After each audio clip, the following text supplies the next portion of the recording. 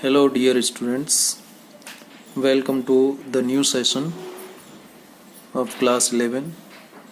I hope that all of you are safe and staying at home in this crucial time of corona pandemic.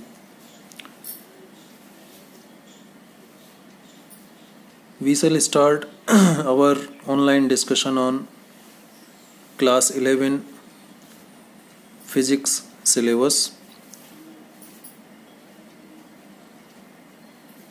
First, we start our discussion on syllabus, but before that, I want to share something that all of you will prepare a register, long register, as well as thick register, long as well as thick register, and after watching the video, you will prepare your own notes accordingly in a systematic manner,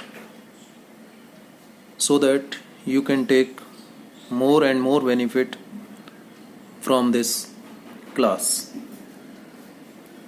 We shall discuss the NCERT textbook, its questions, solved examples and unsolved questions of NCERT exercises. But before that, we shall discuss theory of each and every chapter.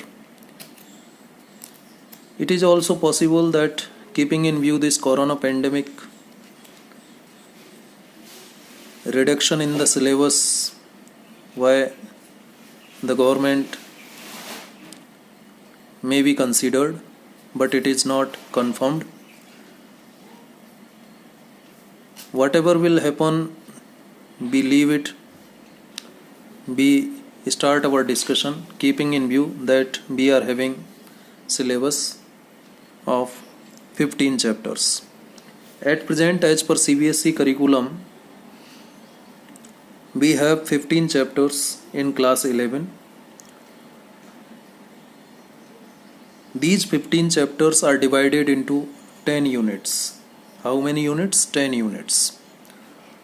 First, you see the pattern of evaluation, assessment. There will be a theory exam for 70 marks, and for 30 marks there will be a practical examination. So for this 70 marks of theory examination, which will be of 3 hours, the weightage of marks is as follows. You see, Unit first contains 2 chapters, chapter 1 and chapter 2. And the title of unit first is Physical World in Measurement. Chapter 1 is Physical World and chapter 2 Units and Measurement. These 2 chapters means unit 1. These 2 chapters means unit 1. ये दोनों chapter unit 1 बनाते हैं. Then unit second kinematics, chapter 3rd and 4th. Chapter 3rd and 4th मिलकर के unit second बनाते हैं. और chapter 3rd में हम motion in a straight line पढ़ेंगे, चैप्टर 4 में मोशन इन ए प्लेन पढ़ेंगे. ठीक है. And there is unit 3rd laws of motion. इसमें केवल एक चैप्टर है, chapter 5 laws of motion. These 3 units, unit 1, unit 2 and unit 3, these 3 units, right? These 3 units, unit 1, unit 2, unit 3 means chapter 1, chapter 2, chapter 3, chapter 4, chapter 5. Chapter 1 to chapter 5, these 5 chapters or these 3 units are of 23 marks. कितने marks का है? 23 marks का है. ठीक है. 23 marks के question इनसे पूछे जाएंगे. Then come to unit 4. Unit 4 work energy and power. It contains only 1 chapter, work energy and power, chapter number 6. Then unit 5th, it is motion of system of particles and rigid body, chapter 7, system of particles and rotational motion. This is unit 5th. There is also single chapter in this unit. and unit 6, this was the unit 5th and this is unit 6. Unit 6 is gravitation and it also contains single chapter gravitation, chapter number 8. These 3 units, unit 4, unit 5, unit 6 are of 17 marks. In 3 unit से 4, 5th और 6th unit यानी chapter 6, 7 और 8 से 17 marks का question theory में पूछा जाएगा. Then unit 7, ये जो यूनिट 6 हैं यानी चैप्टर 1 टू चैप्टर 8, ये आपका एनसीईआरटी बुक का पार्ट 1 है. ये एनसीईआरटी बुक का पार्ट 1 है. तो पार्ट 1 पहली जो बुक है एनसीईआरटी की, तो कितने मार्क्स का हो जाएगा? फर्स्ट बुक 23, 7, 30 और 10 40 मार्क्स. 40 मार्क्स की फर्स्ट बुक होगी. 40 मार्क्स का क्वेश्चन आएगा फर्स्ट बुक से आउट ऑफ 70. ठीक है. कितने चैप्टर्स हैं फर्स्ट बुक में? पार्ट 1 में 8 चैप्टर्स हैं. और कितनी यूनिट हो गई? 6 यूनिट्स हो गई. फर्स्ट, सेकंड और third unit 23 marks, fourth, fifth और 6th unit 17 marks. First unit में 2 चैप्टर हैं, सेकंड यूनिट में भी 2 चैप्टर हैं, थर्ड यूनिट में 1 चैप्टर है, फोर्थ यूनिट में 1 चैप्टर है, फिफ्थ यूनिट में 1 चैप्टर है, 6th यूनिट में 1 चैप्टर है. ठीक है. ये तो पार्ट 1 की बात हुई.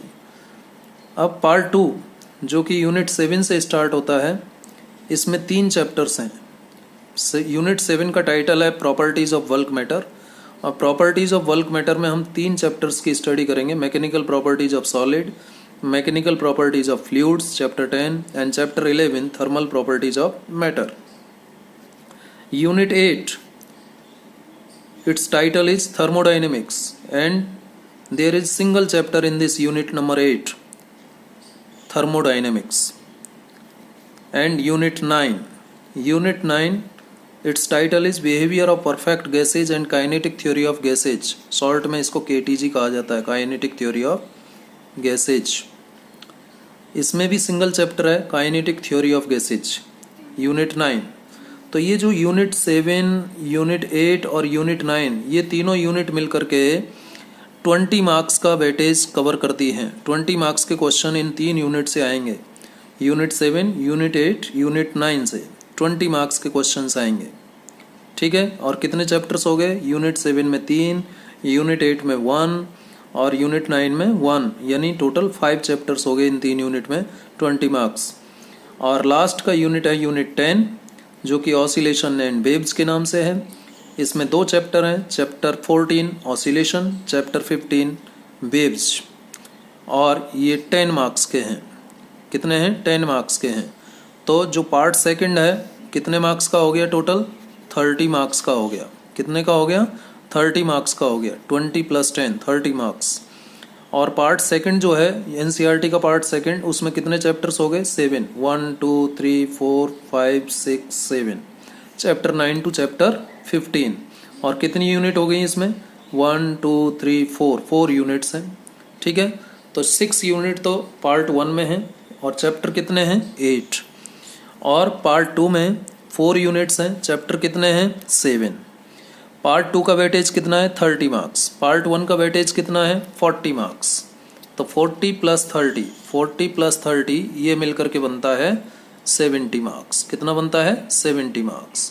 तो टोटल मार्क्स जो होगा 70 मार्क्स का थ्योरी का एग्जाम होगा 3 आवर्स का. ठीक है. अब टोटल देखिए 70 मार्क्स का आपका सिलेबस है. तो ये सिलेबस हम थ्योरी में पढ़ेंगे. इसके अलावा 30 मार्क्स का प्रैक्टिकल है. प्रैक्टिकल की बात भी हम बाद में कर लेंगे. तो सबसे पहले देखिए, अभी आपने 10th क्लास का एग्ज़ाम दिया है और ये आपका टर्निंग पॉइंट है जहाँ आप ये डिसाइड करते हैं कि आप डॉक्टर बनना है आपको, या इंजीनियर बनना है, या किसी और फील्ड में जाना है, आर्ट में जाना है, आर्ट स्ट्रीम लेना है, या साइंस स्ट्रीम लेना है, या कॉमर्स स्ट्रीम लेना है. ये सिलेक्शन का समय होता है. Each and every stream is equally important. प्रत्येक स्ट्रीम इक्वली इम्पॉर्टेंट है. ऐसा नहीं है कि केवल साइंस ही बहुत ज़्यादा इम्पॉर्टेंट है, या केवल आर्ट बहुत ज़्यादा इम्पॉर्टेंट है, या केवल कॉमर्स बहुत ज़्यादा इम्पॉर्टेंट है. If you are having a wish to do something, then you can do wonders in any stream. यदि आप में कुछ करने की इच्छा शक्ति है, विल पावर है, तो आप किसी भी स्ट्रीम में टॉप पोजीशन प्राप्त कर सकते हैं। तो पहले तो ये दिमाग से आप निकाल दीजिएगा कि एक पर्टिकुलर स्ट्रीम, जैसा कि इस सिनेरियो में चल रहा है, देश में चल रहा है, विश्व में चल रहा है कि साइंस ले रहे हैं लोग, आर्ट तो मतलब कम परसेंटेज है तो आर्ट लेंगे, अदरवाइज साइंस ले लेते हैं। ऐसा नहीं होना चाहिए। आपका इंटरेस्ट क्या है वो मैटर करता है, आपका इंटरेस्ट क्या है वो मैटर करता है। सो सावधानी पूर्वक आप अपना सिलेक्शन करें, अपने इंटरेस्ट के अकॉर्डिंग करें। आप अपने आप से पूछें कि क्या आप मेहनत कर सकते हैं, तो उसको ध्यान में रखते हुए, ठीक है, और क्या स्कोप्स हैं इसके, क्या फ्यूचर है, आपका एम क्या है, आपका ऑब्जेक्टिव क्या है, उसको ध्यान में रखते हुए, ठीक है, आपको सिलेक्शन करना है स्ट्रीम का। चलिए खैर, मैं तो आपसे बात करूंगा फिजिक्स पोर्शन की, और इसमें फर्स्ट चैप्टर फिजिकल वर्ल्ड है। क्या है? फिजिकल वर्ल्ड है। देखिए, अब आपका स्ट्रीम अलोकेशन हो गया 11th क्लास में, science and art and commerce, 3 stream होती है, art, science and commerce. Science stream की हम बात करते हैं भाई। आर्ट में तो हम क्या करते हैं, पॉलिटिकल पढ़ते हैं, हिस्ट्री पढ़ते हैं, जियोग्राफी पढ़ते हैं, ठीक है, मैथमेटिक्स भी उसमें आ जाती है, सेलेक्ट कॉम्बिनेशन ऑफ सब्जेक्ट्स पर डिपेंड करता है। साइंस में हम फिजिक्स पढ़ते हैं, केमिस्ट्री पढ़ते हैं, बायोलॉजी पढ़ते हैं, ठीक है। सिमिलरली कॉमर्स में हम बैंकिंग सिस्टम के बारे में जानते हैं। तो यदि आपको डॉक्टर, इंजीनियर बनना है या रिसर्च इसरो वगैरह ज्वाइन करना है तो हम साइंस लेते हैं। यदि आपको आईसीएस की, सिविल सर्विसेज की तैयारी करनी है, आईएएस ऑफिसर बनना है, तो डेफिनेटली लोग आर्ट स्ट्रीम प्रेफर करते हैं। हालांकि साइंस से भी हम ये सर्विसेज ज्वाइन कर सकते हैं, ठीक है। ये तो कुछ बात हुई सिलेबस की और स्ट्रीम एलोकेशन की, ठीक है। अब हम बात करेंगे यहाँ पर हमारा चैप्टर 1, जो चैप्टर 1 है फिजिक्स का, पार्ट 1 का, वो है फिजिकल वर्ल्ड। क्या है? Physical world. मैंने आपको बताया था यूनिट 1 में 2 चैप्टर हमारे पास हैं, chapter 1 physical world and chapter 2 units and measurement. तो हम पहले चैप्टर 1 की बात करेंगे, और चैप्टर 1 में जाने से पहले हम कुछ बैकग्राउंड की बात करते हैं। क्या बैकग्राउंड? देखिए, हम रात में देखते हैं कि आकाश में तारे टिमटिमाते हैं, कभी बारिश के तुरंत बाद हम रेनबो देखते हैं, इंद्रधनुष जिसको आप कहते हो, 7 कलर्स जो दिखाई देते हैं बारिश के तुरंत बाद। कभी गर्मी आ जाती है, कभी सर्दी आ जाती है, यानी चेंज ऑफ वेदर भी हम एक्सपीरियंस करते हैं। दिन होता है, फिर रात आती है, फिर दिन होता है, फिर रात आती है, ये भी हम जानते हैं। एनुअल साइकिल ऑफ सीजन्स के बारे में भी हम जानते हैं, ठीक है। रिपीटेशंस ऑफ डेज की मैंने बात कर ली। इक्लिप्स बनते हैं, कभी ल्यूनार इक्लिप्स बनता है, कभी सोलर इक्लिप्स बनता है। टाइड्स के बारे में हम सुनते हैं, टाइड्स आते हैं। वॉल्केनो के बारे में हम सुनते हैं, ठीक है। ये सभी हमें कुछ एक आश्चर्यचकित कर देने वाली चीज़ें लगती हैं, यानी ये इन सब के पीछे कुछ ना कुछ बेसिक कॉन्सेप्ट है साइंस का। यानी ये जो नेचुरल फिनोमिनाज हैं, ये सभी नेचुरल फिनोमिनाज हैं। तारों का टिमटिमाना, रेनबो का बनना बारिश के बाद में, वॉल्केनो का आना, टाइड्स का आना, इक्लिप्स का होना, रेनबो का बनना, सीजन्स का बदलना, डे एंड नाइट का फॉर्मेशन, और सन और उसके चारों तरफ उसके प्लैनेट्स का रिवोल्यूशन, ठीक है। ये सब क्या है? नेचुरल फिनोमिना है, ठीक है। तो फिर जब इतने सारे नेचुरल फिनोमिना हमारे चारों तरफ हम देखते हैं, हम अलग अलग हिस्से में जाते हैं, विश्व के, वर्ल्ड के अलग अलग पार्ट में जाते हैं, तो हम देखते हैं कि पहनने की स्टाइल में बदलाव आता है। किसी देश में लड़के किस देश में जो व्यक्ति हैं उनका जो पहनावे का तरीका है वो अलग है, अलग देश में अलग अलग होता है। एक ही देश में अलग अलग राज्यों में भी पहनने का, पोशाकें पहनने का, कपड़े पहनने का तौर तरीका अलग है, खान पान का तरीका अलग है, यानी डाइवर्सिटी हमें देखने को मिलती है। किसी जगह डेजर्ट दिखाई देता है, रेगिस्तान दिखाई देता है, तो किसी जगह हरा भरा जंगल दिखाई देता है। किसी जगह पानी ही पानी दिखाई देता है, किसी जगह प्लेन होता है तो किसी जगह पहाड़ ही पहाड़ दिखाई देते हैं, किसी जगह पानी ही पानी है तो कहीं के बहुत सारी जगह सूखा दिखाई देता है। ठीक है, तो ये सारी डाइवर्सिटीज़ जो हमें देखने को मिलती हैं ये नेचर में प्रेजेंट है। कहाँ प्रेजेंट है? नेचर में प्रेजेंट है। ठीक है, तो जो व्यक्ति है बहुत पुराने समय से इन सभी नेचुरल फिनोमिनाज के बारे में जानने का प्रयास करता रहा है। पहले बहुत सारे साइंटिस्ट हुए जिन्होंने अलग अलग अपने कॉन्सेप्ट दिए कि सन और उसके चारों तरफ जो रिवोल्यूशन है प्लैनेट्स का क्यों है, रेन वो क्यों बनता है, वॉल्केनो क्यों आते हैं, टाइड्स क्यों आते हैं। अलग अलग साइंटिस्ट ने अलग अलग अपना मत दिया। ठीक है, तो यानी जो व्यक्ति है वो तो बहुत पहले से प्रयास कर रहा है कि इन नेचुरल फिनोमेनाज के पीछे आखिर में क्या कारण हैं, क्या रिलेशंस हैं इनके। ठीक है, एनवायरनमेंट के साथ, एनवायरनमेंट को स्टडी करने के लिए बहुत सालों से काफ़ी सालों से प्रयास मनुष्य कर रहा है। तो मनुष्य का ही ये प्रयास है कि मनुष्य ने जो है कुछ साइंटिफिक प्रिंसिपल्स पता लगा लिए हैं कि रेनबो जब बनता है तो क्यों बनता है, उसके पीछे क्या साइंटिफिक प्रिंसिपल है, वॉल्केनो का क्या साइंटिफिक प्रिंसिपल है, अर्थक्वेक आता है तो क्या इसका साइंटिफिक प्रिंसिपल है। डिफरेंट डिजीज़ जैसे अभी कोरोना पेंडेमिक चल रहा है तो इसके ऊपर भी रिसर्च चल रहा है कि कोरोना पेंडेमिक में जो वायरस है वो किस टाइप का है, उसका म्यूटेशन किस टाइप से होता है, उससे बचना कैसे है। वैक्सीनेशन का प्रयास किया जा रहा है कि वैक्सीन डेवलप की जाए। ठीक है, दवाइयाँ डेवलप की जाएं। तो इसका प्रयास दिन पर दिन चल रहा है।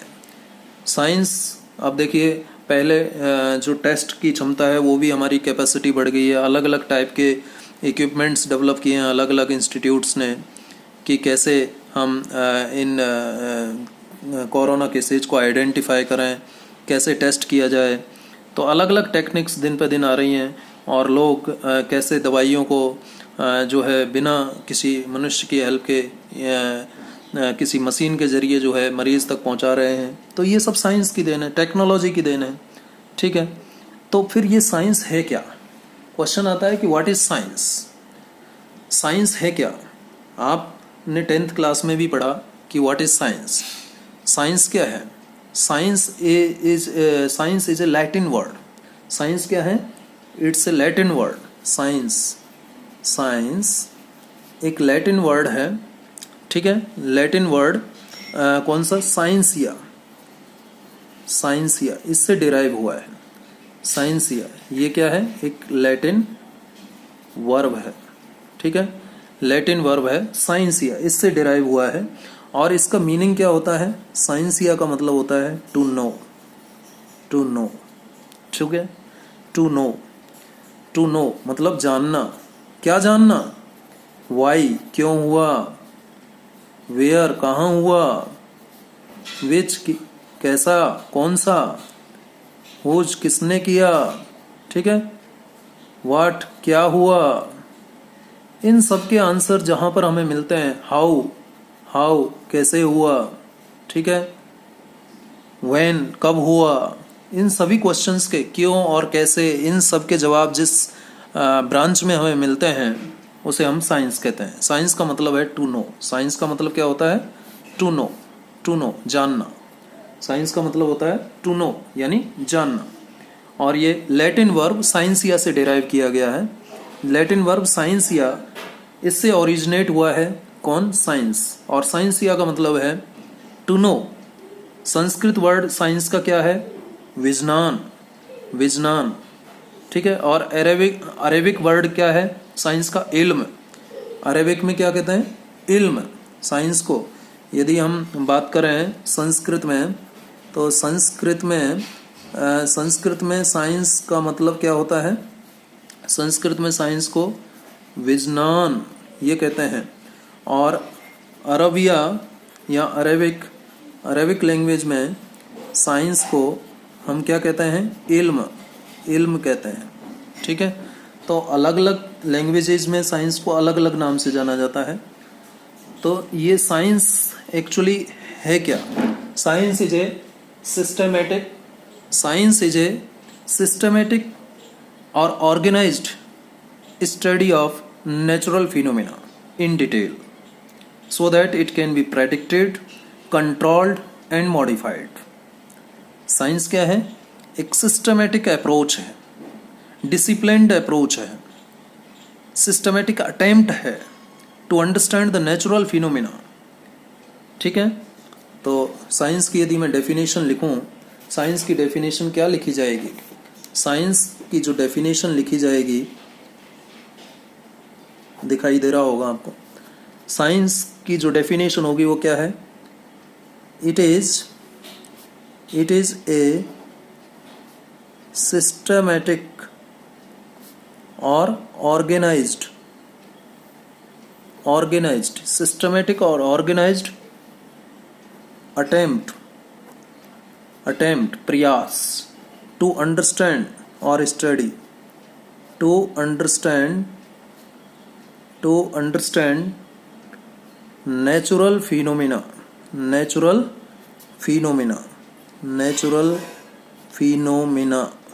ठीक है, natural phenomena in as much detail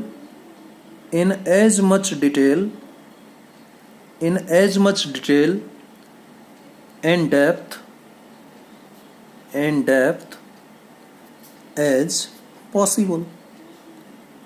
तो साइंस का मीनिंग, डेफिनेशन क्या हुआ? ब्रॉडर साइंस में यदि हम इसको डेफिनेशन को जाने तो साइंस का मतलब है एक सिस्टमेटिक और ऑर्गेनाइज्ड अप्रोच और attempt.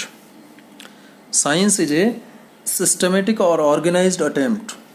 Science is a systematic और ऑर्गेनाइज्ड अटेम्प्ट और approach to understand natural phenomena को समझने की जो सिस्टमेटिक और ऑर्गेनाइज्ड अटेम्प्ट और अप्रोच है. कितना समझना उसको? जितना ज़्यादा संभव हो सके उतना ज़्यादा डिटेल और डेप्थ में समझना. ठीक है, एज मच एज पॉसिबल, जितना ज़्यादा संभव हो सके. So science is a systematic attempt और approach to understand natural phenomena in as much detail as depth in as much detail and depth as possible. जितना ज़्यादा संभव हो सके उतनी ज़्यादा डिटेल और डेप्थ में किसी कॉन्सेप्ट को, नेचुरल फिनोमिना को समझने का जो सिस्टमेटिक और ऑर्गेनाइज्ड अप्रोच और अटेम्प्ट है उसे हम साइंस कहते हैं. क्या कहते हैं? साइंस कहते हैं. ठीक है, साइंस इन्वॉल्व, अब साइंस में क्या क्या इन्वॉल्व होता है? एक्सप्लोरिंग इन्वॉल्व होता है, एक्सपेरिमेंटिंग इन्वॉल्व होता है, स्पेक्यूलेटिंग इन्वॉल्व होता है. जो भी फिनोमिना हमारे चारों तरफ हो रहे हैं वो सब साइंस में इन्वॉल्व होते हैं. ठीक है, साइंस किसका यूज करता है? Use the knowledge to so gain to predict, modify and control phenomena. Science कौन सी नॉलेज का यूज करता है? ये पॉइंट भी अच्छा है. साइंस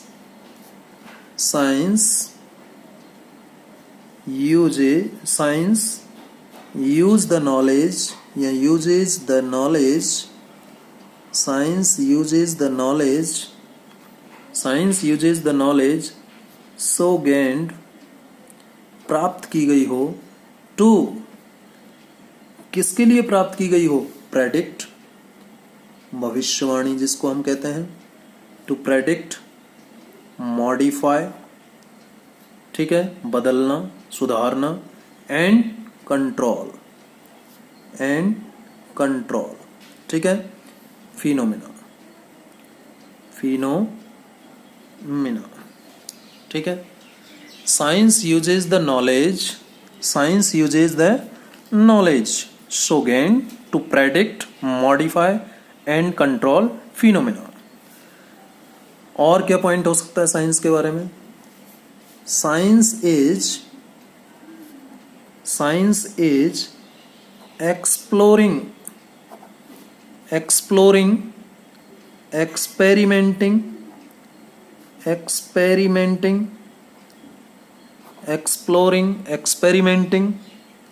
and predicting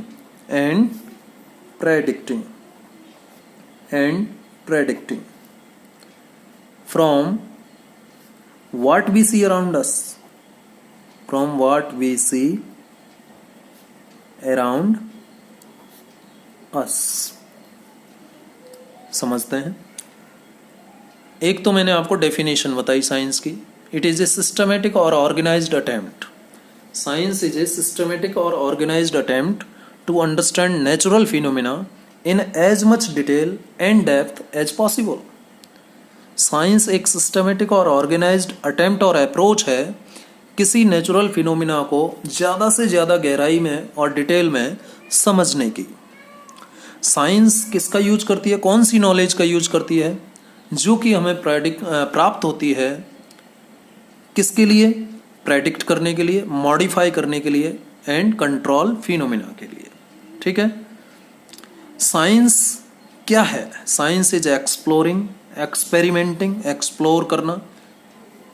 ठीक है, कि कोई जैसे ये पेन है, इसको एक्सप्लोर करना है कि ये किससे बना हुआ है, एक्सप्लोर करना। ठीक है, जैसे हम अपने आप को एक्सप्लोर करते हैं कि हमारी नॉलेज को बताएं हम दूसरे लोगों को कि मेरे पास मुझे ये आता है, मुझे ये आता है, या कोई भी ऑब्जेक्ट है किस मटेरियल से बना हुआ है, कैसे बना हुआ है, एक्सप्लोर करना।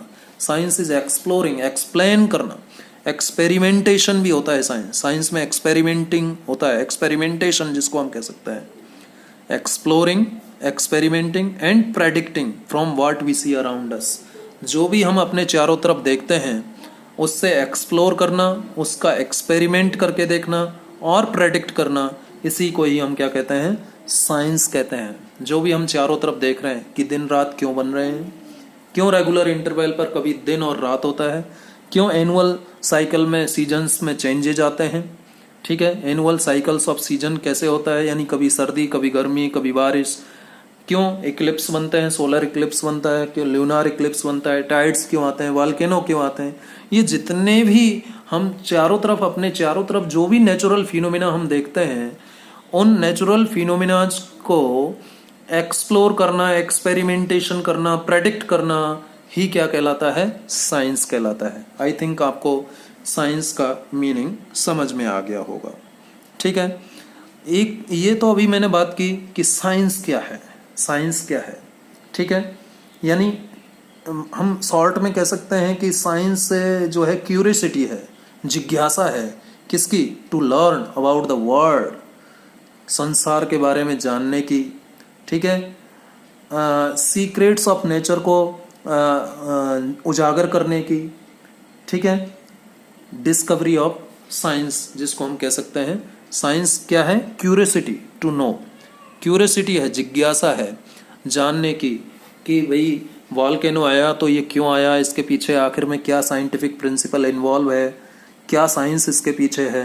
तो ये जो क्यूरियोसिटी है लर्न करने की about the world and natural phenomena, ठीक है, सीक्रेट्स ऑफ नेचर को एक्सप्लोर करना, इसे ही हम क्या कहते हैं, साइंस कहते हैं। सीक्रेट्स ऑफ नेचर को एक्सप्लोर करना। ठीक है, तो ये पॉइंट भी आप चाहें तो लिख सकते हैं। साइंस इज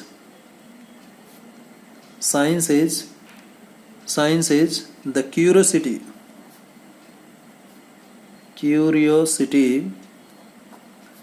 to learn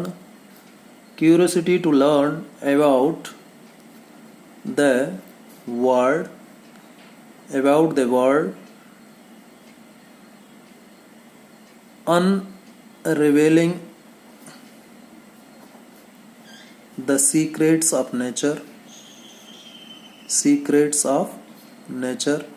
प्रकृति के रहस्यों को जानना, उजागर करना।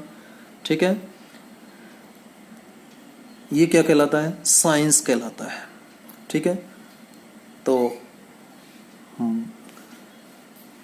साइंस इज क्यूरियोसिटी है, ये वर्ड ध्यान रखिएगा, क्यूरियोसिटी है। क्या क्यूरियोसिटी, लर्न करने की क्यूरियोसिटी। तो यदि आपने साइंस ली है तो आपके अंदर क्यूरियोसिटी होनी चाहिए, क्या करने का, लर्न करने का। जब तक आपके अंदर क्यूरियोसिटी नहीं होगी तो साइंस आपको समझ में नहीं आने वाला।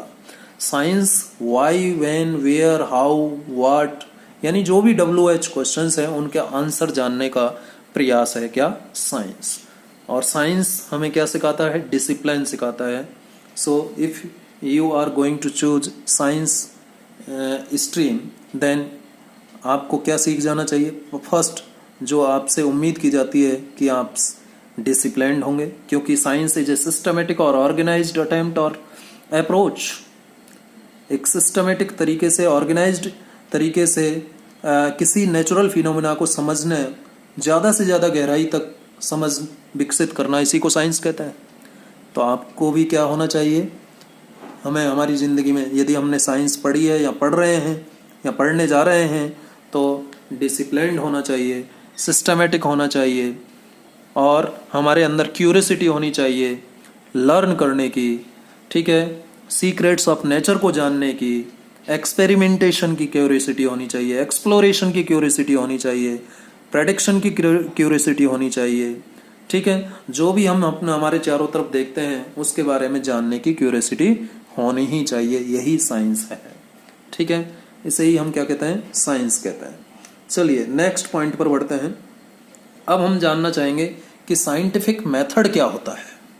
ये तो हमने जान लिया साइंस, अभी हम फिजिक्स के ऊपर नहीं आए, फिजिक्स की बात हम आगे करेंगे, अभी हमने केवल साइंस जाना है, ठीक है। अब साइंस के बाद में मैं साइंटिफिक मेथड की बात करता हूँ। साइंटिफिक मेथड क्या होता है? साइंटिफिक मेथड क्या होता है? Scientific method is a way to gain knowledge in a systematic and in depth way, ठीक है। It is a way, तरीका है, ये क्या है? तरीका है। किसका तरीका है? किसका तरीका है? नॉलेज गेन करने का तरीका है, नॉलेज को प्राप्त करने का तरीका है, डेप्थ में, सिस्टमेटिक तरीके से, और डेप्थ में नॉलेज को प्राप्त करने का तरीका क्या है? साइंटिफिक मेथड है, ठीक है। सो लिख सकते हैं, it is a way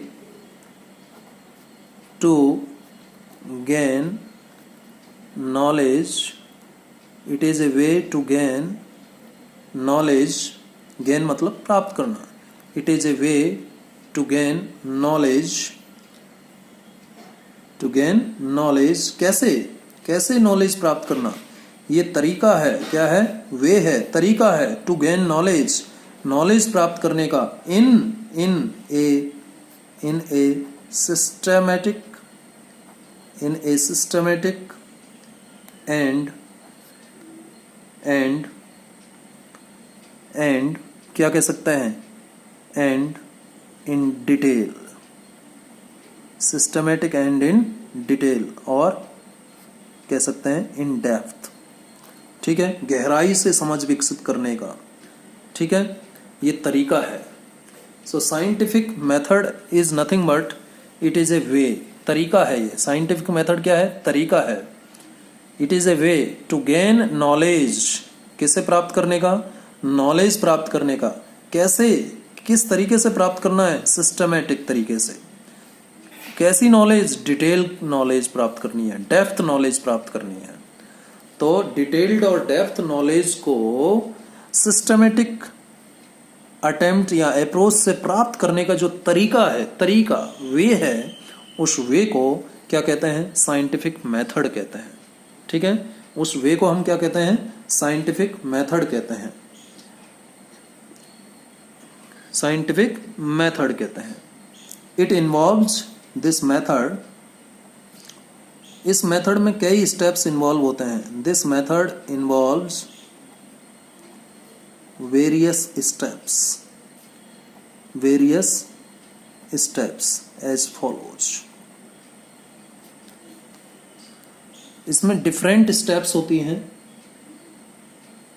scientific method में। पहला जो स्टेप है मैं कहूँ तो क्या होगा? Systematic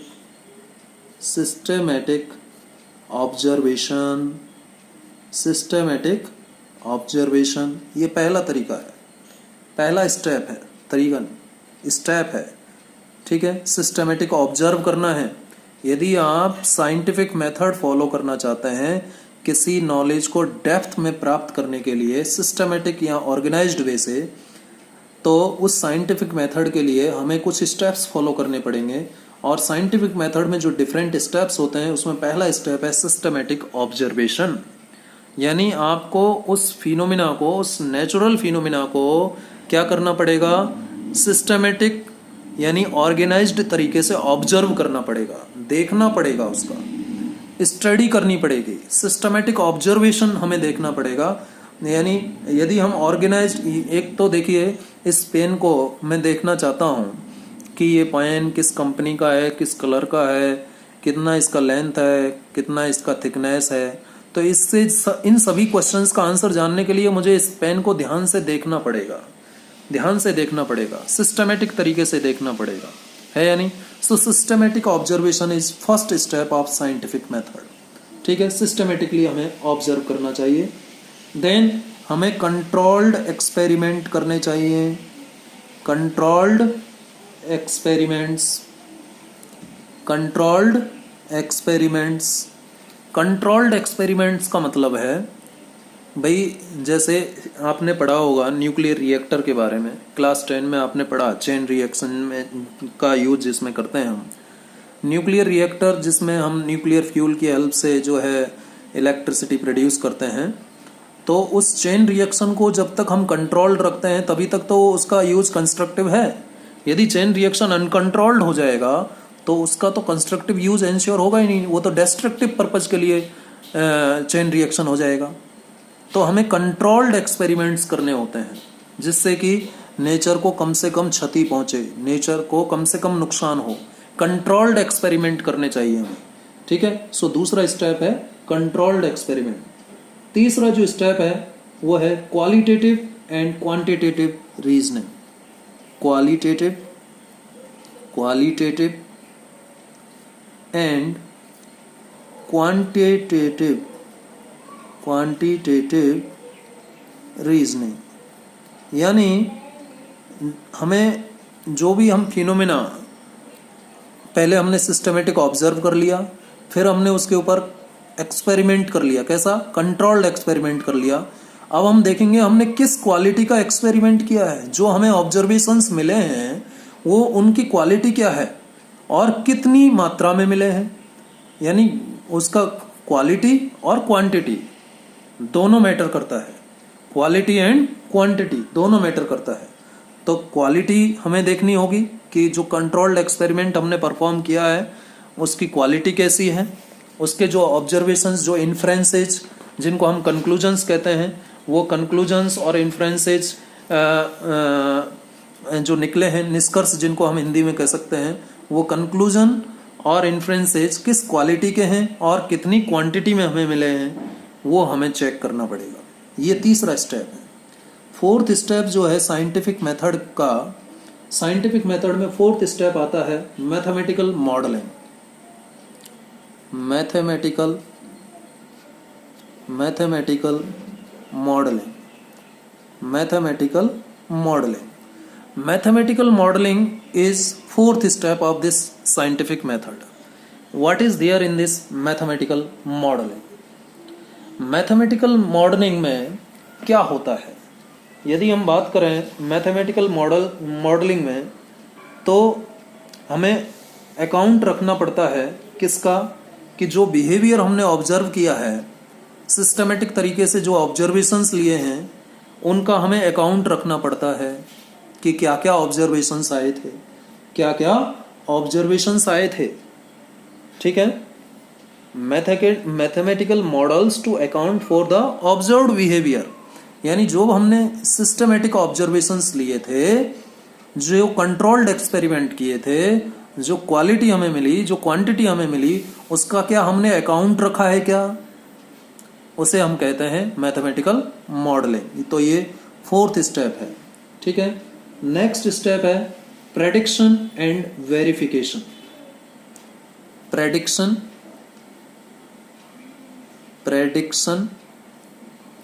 and verification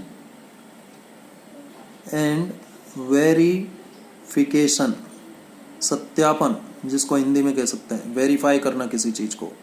prediction and verification को हम और क्या कह सकते हैं, और फॉल्सिफिकेशन, फॉल्सिफिकेशन कि कहीं कुछ गलत तो नहीं है, उसको वेरीफाई कर लीजिए, ठीक है। फॉल्सिफिकेशन ऑफ थ्योरीज कि जो थ्योरी हमने डेवलप की है, जो थ्योरीज हमने डेवलप की हैं उसका प्रेडिक्शन और वेरिफिकेशन करना होता है। यानी हमें ये जांचना होता है थ्योरी के बारे में कि वो गलत तो नहीं है, वो कितना किस अमाउंट तक ट्रू है, किस डिग्री तक ट्रू है, ठीक है। कि न्यू फिनोमिना हमें प्रेडिक्ट हो रहा है या नहीं, कि जो मॉडल हमने सजेस्ट किया है कि उसके आधार पर क्या हमें न्यू फिनोमिना प्रेडिक्ट हुआ है, प्राप्त हुआ है, ठीक है। और यदि कुछ गलत लग रहा है हमें, कुछ फॉल्स है, तो उसको क्या करना पड़ता है, फिर हमें क्या करना पड़ता है, मॉडिफाई करना पड़ता है। क्या करना पड़ेगा, फिर मॉडिफाई करना पड़ेगा, ठीक है। क्या करना पड़ेगा, मॉडिफाई। तो ये कौन सा स्टेप हो गया, फिफ्थ स्टेप। देखिए भाई, दोबारा से देखिए, पहले स्टेप में हम बात कर रहे हैं साइंटिफिक मेथड की। साइंटिफिक मेथड क्या है, एक तरीका है नॉलेज को प्राप्त करने का, सिस्टमेटिक तरीके से, कैसी, डिटेल में और डेप्थ नॉलेज को प्राप्त करने का। इसमें डिफरेंट स्टेप्स जो होते हैं, पहला स्टेप है सिस्टमेटिक ऑब्जर्वेशन। हमें सिस्टमेटिकली ऑब्जर्व करना होता है, हमें एक ऑब्जर्वेशन नहीं लेना होता, हमें ए नंबर ऑफ ऑब्जर्वेशंस लेने पड़ते हैं। एक हमें 3 ऑब्जर्वेशन नहीं, 4 ऑब्जर्वेशन नहीं, 6 ऑब्जर्वेशन लेते हैं, जिससे कि ज़्यादा से ज़्यादा एक्यूरेसी हो, ज़्यादा से ज़्यादा ऑब्जर्वेशंस लेने चाहिए। फिर कंट्रोल्ड एक्सपेरिमेंट करते हुए लेने चाहिए वो सारे ऑब्जर्वेशंस, और उनकी क्वालिटी का ध्यान रखना चाहिए, ज़्यादा नंबर में लेना चाहिए, क्वांटिटी का ध्यान रखना चाहिए, उनका अकाउंट भी रखना चाहिए, यानी मैथमेटिकल मॉडलिंग का ध्यान रखना पड़ेगा। और फिर हमें क्या कोई नया मॉडल या फिनोमिना, नया फिनोमिना हमें प्रेडिक्ट हुआ है, और फिर जो प्रेडिक्ट हुआ है क्या हमने उसको वेरीफाई किया है, और यदि वो गलत है तो क्या हमने थ्योरी को मॉडिफाई किया है। गलत है तो मॉडिफाई करना पड़ेगा थ्योरी को, ठीक है। और लास्ट में जो हमारा स्टेप आता है, लास्ट में जो हमारा स्टेप आता है जिसको हम मॉडिफाई करने को कह रहे हैं, थ्योरी को मॉडिफाई करना पड़ता है। लास्ट स्टेप में यहाँ लिख देता हूँ, साइंटिफिक मेथड का जो लास्ट स्टेप है वो है स्पेक्यूलेशन, स्पेक्यूलेशन, स्पेक्यूलेशन और प्रेडिक्शन, स्पेक्यूलेशन और प्रेडिक्शन। स्पेक्यूलेशन और प्रेडिक्शन मतलब क्या है कि स्पेक्यूलेशन और प्रेडिक्शन का मीनिंग जो है, इसका मतलब ये लास्ट स्टेप है, और इसका मीनिंग क्या है, इसका मीनिंग है modify the theory, modify the theory, modify the theory as per fresh evidences available. जो फ्रेश एविडेंसेज हमें मिले हैं उसके अकॉर्डिंग थ्योरी को मॉडिफाई कर दीजिए, ठीक है। ऐसा नहीं, रिजिड नहीं होना है कि हमें मॉडिफाई नहीं करना है, जो हमने कर दिया वो सब सही है, ऐसा नहीं होना चाहिए। फ्लेक्सिबिलिटी होनी चाहिए, ठीक है। तो थ्योरी को मॉडिफाई करना है यदि कोई फ्रेश एविडेंस अवेलेबल है। तो ये जो है साइंटिफिक मेथड के क्या हो गए, वे हो गए। तो scientific method is a way to gain knowledge in a systematic and in detail और in depth way. It involves various steps.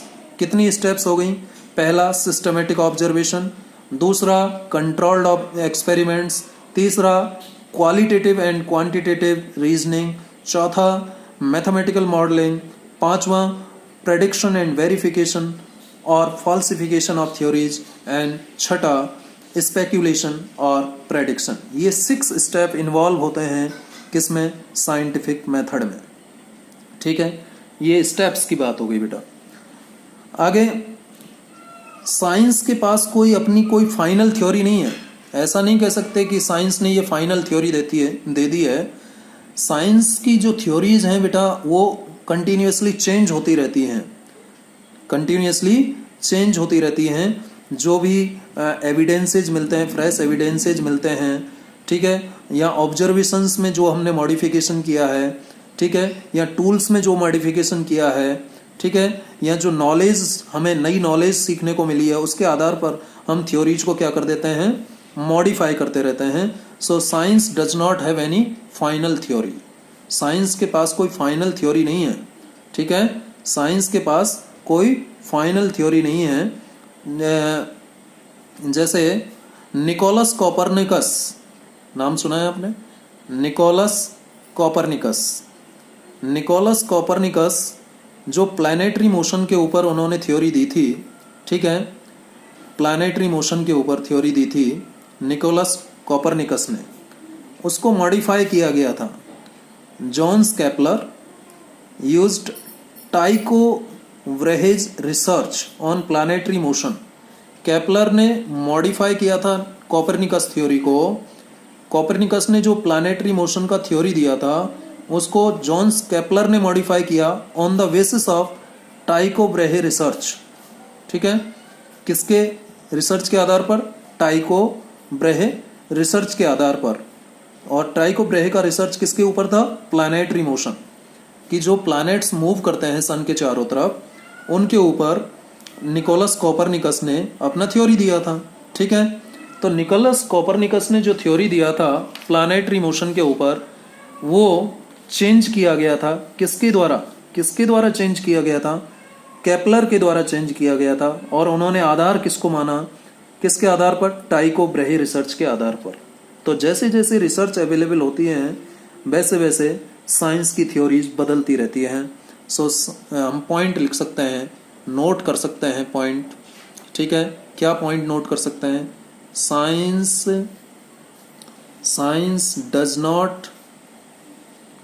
does not have any final theory। Science के पास कोई उसकी फाइनल थ्योरी नहीं है, ठीक है। Science does not have any final theory, ठीक है। एग्जाम्पल हम दे सकते हैं, Kepler, Johannes Kepler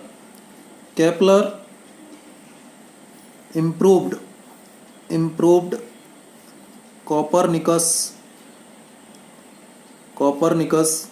Kepler improved Copernicus theory of planetary motion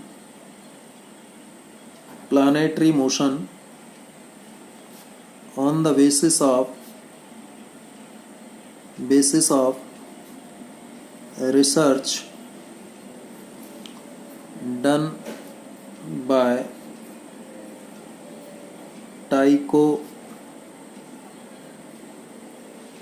ब्रेहेज, ठीक है,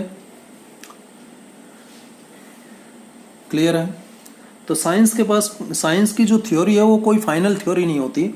जैसे जैसे नए एविडेंस मिलते हैं वैसे वैसे थ्योरी बदलती रहती है, फ्लेक्सिबल होती है थ्योरी, ठीक है। मतलब मेरा कि when any new observation shows some deviation from the existing theory, the theory has to be duly modified। जैसे कि मैंने आपको एग्जांपल दिया कि केपलर ने जो प्लैनेटरी मोशन है उसको बदल दिया। किसकी प्लैनेटरी मोशन का थ्योरी बदला, कोपरनिकस की प्लैनेटरी मोशन का थ्योरी बदल दिया, ठीक है, टाइको ब्रेहे के रिसर्च के आधार पर, ठीक है। क्योंकि जो प्लैनेटरी मोशन सर्कुलर ऑर्बिट में था, किसके अनुसार, कोपरनिकस ने क्या कहा था कि सन के चारों तरफ जो उसके प्लैनेट्स हैं सर्कुलर पाथ में घूमते हैं। कोपरनिकस ने क्या कहा था, ये जो आपके दिमाग में क्वेश्चन आ रहा होगा कि जी कोपरनिकस ने क्या कहा था अपनी थ्योरी में। कोपरनिकस ने ये कहा था, निकोलस कोपरनिकस ने, कि जो सन के चारों तरफ उसके प्लैनेट्स हैं वो सर्कुलर मोशन में हैं, ठीक है, सर्कुलर पाथ पर, सर्कुलर ऑर्बिट में घूम रहे हैं, ठीक है। लेकिन बाद में इसको जो है मॉडिफाई किया जॉन केपलर के द्वारा on the basis of Tycho Brahe research. जो डाटा कलेक्ट किया गया प्लैनेटरी मोशन के लिए, प्लैनेटरी मोशन का जो डाटा या रिसर्च कलेक्ट किया गया था टाइको ब्रेहे के द्वारा, ठीक है, उसके आधार पर जो केपलर हैं उन्होंने कोपरनिकस की थ्योरी को बदल दिया, इम्प्रूव कर दिया। कोपरनिकस क्या कहते हैं कि कोपरनिकस के अकॉर्डिंग तो सन के चारों तरफ जो प्लैनेट्स हैं वो सर्कुलर मोशन में, सर्कुलर ऑर्बिट में घूमते हैं। जबकि केपलर ने जो इम्प्रूवमेंट किया, केपलर ने क्या कहा कि टाइको ब्रेहे का रिसर्च के आधार पर केपलर ने फाइनली कहा कि जो प्लैनेट्स हैं वो सन के चारों तरफ इलिप्टिकल ऑर्बिट में घूमते हैं। ठीक है, कि जो डाटा टाइको ब्रेहे का है वो डाटा इलिप्टिकल पाथ को प्रूव करता है, इलिप्टिकल ऑर्बिट को प्रूव करता है। ठीक है, तो कोपरनिकस ने कहा, क्या कहा था, कोपरनिकस ने कहा था कि सन के चारों तरफ जो प्लैनेट्स हैं वो सर्कुलर ऑर्बिट में घूमते हैं, सन उनके सेंटर पर होता है। लेकिन केपलर ने बाद में टाइको ब्रेहे का रिसर्च डाटा यूज किया और उसके आधार पर केपलर ने कहा कि सन के चारों तरफ जो उसके प्लैनेट्स हैं वो इलिप्टिकल पाथ में घूमते हैं, इलिप्टिकल ऑर्बिट में घूमते हैं। ठीक है, तो इस टाइप से थ्योरी मॉडिफाई होती रहती है, थ्योरी क्या होती रहती है, मॉडिफाई होती रहती है। ठीक है, चलिए नेक्स्ट, क्वांटम मैकेनिक्स। अब देखिए एक नया शब्द आ गया आपके सामने, क्वांटम मैकेनिक्स। घबराइएगा नहीं, नए नए शब्द आएंगे, लेकिन अभी तक हमने फिजिक्स को टच नहीं किया है, फिजिक्स पर हम नहीं गए हैं, अभी तक तो हम साइंस की ही बात कर रहे हैं। तो क्वांटम मैकेनिक्स फिजिक्स का एक ब्रांच है और ये हम बाद में बात करेंगे कि क्या होता है। Quantum mechanics was developed to deal with atomic and nuclear phenomena. ठीक है, रदरफोर्ड का आपने नाम सुना होगा, एल्फा स्कैटरिंग एक्सपेरिमेंट, सोने की पतली पतली पर गोल्ड फॉयल एक्सपेरिमेंट जो किया था। Ernest Rutherford on nuclear model of an atom become basis of the quantum theory given by Niels Bohr. Niels Bohr की थ्योरी का बेस कौन था, रदरफोर्ड का न्यूक्लियर मॉडल था। Anti particle theory of Paul Dirac led to the discovery of anti electron by Carl Anderson. बहुत सारे example हैं जो हमें ये बताते हैं कि साइंस की थ्योरी जो है फाइनल थ्योरी नहीं होती। ठीक है, ध्यान है आपको कि जो नील्स बोर ने अपना रिसर्च दिया था, नील्स बोर ने क्या कहा था, नील्स बोर ने अपना मॉडल दिया था। नील्स बोर ने अपने मॉडल में 3 पोस्टुलेट दिए थे। पहला था कि सन के चारों तरफ उसके प्लैनेट्स जो है रिवॉल्व करते हैं इलिप्टिकल पाथ में, उनको रिक्वायर्ड सेंट्रीपिटल फोर्स, उनके बीच लगने वाले ग्रेविटेशनल कूलाम फोर्स से मिलता है, कूलाम फोर्स से मिलता है। दूसरा उन्होंने कहा कि जो डिफरेंट एनर्जी लेवल्स हैं, ऑर्बिट्स हैं, उनके बीच जो एनर्जी का डिफरेंस है वो h न्यू के बराबर होता है। ठीक है, h न्यू के बराबर होता है, ये एनर्जी डिफरेंस के बारे में उन्होंने बताया था। ठीक है, और उन्होंने बताया कि इलेक्ट्रॉन केवल उसी ऑर्बिट में चक्कर लगाते हैं जिसके लिए उनका एंगुलर मोमेंटम h/2π का इंटीग्रल मल्टीपल होता है। ये 3 पोस्टुलेट्स दिए थे। लेकिन नील्स बोर ने जो 3 पोस्टुलेट दिए थे उसमें पहला पोस्टुलेट रदरफोर्ड मॉडल का था। पहला पोस्टुलेट जो नील्स बोर ने रखा था वो वही बात थी जो रदरफोर्ड ने अपने मॉडल में बोली थी। रदरफोर्ड ने कहा कि सन सेंटर में होता है, सन के चारों तरफ उसके प्लैनेट्स जो है कंटिन्यूसली रिवॉल्व करते हैं अपने अपने ऑर्बिट में। ठीक है, और इलिप्टिकल पाथ में घूमते हैं। तो रदरफोर्ड मॉडल को उन्होंने इनकम्प्लीट माना था, गलत नहीं कहा था कि Rutherford model is A correct model but at the same time it is incomplete. किसने कहा था, नील्स बोर ने कहा था। तो फिर नील्स बोर ने उस रदरफोर्ड मॉडल को में कुछ मॉडिफिकेशंस किए और एक नई थ्योरी दे दी। तो इससे भी ये प्रूफ हमें मिलता है कि साइंस में कुछ भी जो है फाइनल नहीं है, साइंस की कोई भी थ्योरी फाइनल थ्योरी नहीं है। उसमें जैसे जैसे नए नए एविडेंस मिलेंगे वैसे वैसे वो मॉडिफाई होती चली जाएगी। जैसे कि इलेक्ट्रॉन और हम कहते हैं कि प्रोटॉन जो है फंडामेंटल पार्टिकल्स हैं, इलेक्ट्रॉन प्रोटॉन। लेकिन अब रिसर्च में ये भी पता लग गया है कि इलेक्ट्रॉन और प्रोटॉन जो है वो भी किसी और से मिल करके बने हैं। किससे, क्वार्क्स से मिल करके बने हैं। तो इस तरीके से साइंस में कोई भी थ्योरी फाइनल थ्योरी नहीं है, ये आपको समझ में आना चाहिए। ठीक है, तो आज अभी तक मैंने जो बात की है वो बात की है कि साइंस क्या है, साइंस क्या है, साइंटिफिक मेथड क्या है, साइंटिफिक मेथड में कौन कौन से स्टेप्स इन्वॉल्व होते हैं, 6 स्टेप थे, उन स्टेप्स की बात की थी। ठीक है, और साइंस के कुछ बेसिक टर्म्स की बात की कि साइंस है क्या। ठीक है, आई थिंक आपको काफ़ी कुछ क्लियर हुआ होगा। अब अगले लेक्चर में, लेक्चर नंबर 2 में हम नेचुरल साइंस की तरफ जाएंगे, यानी फिजिक्स को डिफाइन करने की कोशिश करेंगे। फिजिक्स की बात करेंगे। तो मैं आप समय ले रहा हूँ इस चैप्टर 1 वैसे तो बहुत छोटा है, लेकिन चूँकि हमारा स्टार्टिंग है तो आपका बेस स्ट्रांग होना चाहिए, कॉन्सेप्ट स्ट्रांग होना चाहिए, इसलिए मैं काफ़ी स्लो चल रहा हूँ और आपको एक एक चीज़ क्लियर कर रहा हूँ जिससे कि आपको आगे दिक्कत ना आए। तो आज हमने साइंस के बारे में जाना कि साइंस क्या है। जल्दी से हम इसको एक बार रिवाइज कर लेते हैं। Science is derived from a Latin verb scientia, which means to know.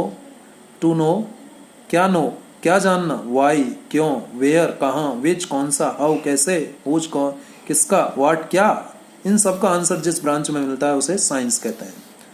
Sanskrit में साइंस का मतलब विज्ञान होता है, अरेबिक में साइंस का मतलब इल्म होता है। साइंस इज ए सिस्टमेटिक और organised attempt to understand natural phenomena.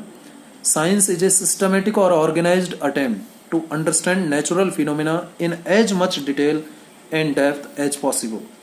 Science uses the knowledge so gained to predict, modify, and control phenomena. Science is exploring, experimenting, and predicting from what we see around us. Science is the curiosity to learn about the world, unraveling the secrets of nature. Then we discussed scientific methods. It is a way to gain knowledge in a systematic and in detail or in depth. This method involves various steps as follows. Number 1, systematic observation. Number 2, controlled experiment. Number 3, qualitative and quantitative reasoning. Number 4, mathematical modeling. And number 5, prediction and verification or falsification of theories. And last, number 6, speculation or prediction, which means to modify the theory as per fresh evidence is available. What is our conclusion? In science, no theory is final theory. Science does not have any final theory.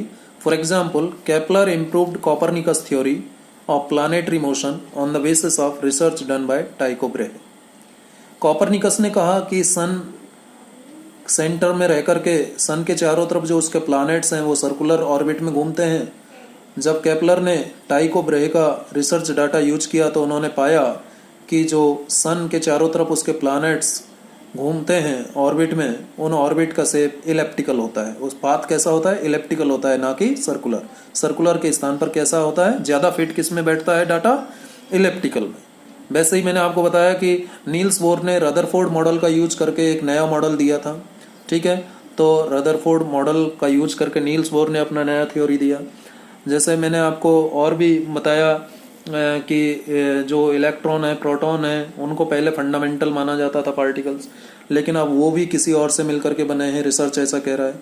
क्या किससे मिलकर के बने हैं? Quark से मिलकर के बने हैं।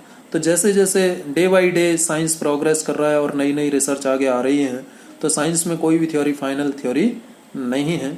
ये आज हमने डिस्कशन किया। तो आज जो हमने पढ़ा इसके आप नोट्स बनाइएगा।